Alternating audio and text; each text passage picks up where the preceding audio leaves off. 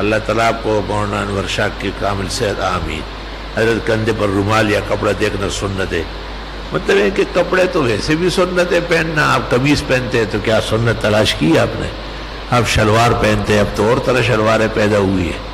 ایک طرف بوری نکلی ہوئی ہے, دوسری طرف بوری نکلی ہوئی ہے. ابوابها مفتوحۃ للداخلین ارجلها مرفوعۃ للفاعلین. وہ کوفہ کے جو بد چلن تھی وہ ایسا کرتی تھی. تو علماء صالحین دیکھے گئے ہیں کہ ان کے پاس ایک اضافی کپڑا ہوتا تھا. وہ مندیل بھی ہو سکتا ہے, وہ بڑی چادر بھی ہو سکتی ہے. بعض فقہاء نے لکھا ہے کہ یہ چادر 4.5 میٹر ہو, تاکہ اگر کفن کی ضرورت پیش آئے تو کسی سے مانگنا نہ پڑے. تاہم اپنے محل میں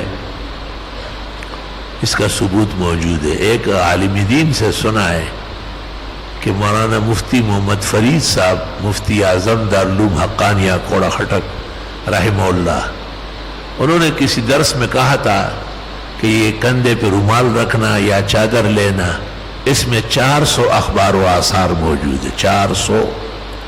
تو حضرت نے کئی توجہ فرمائی ہوگی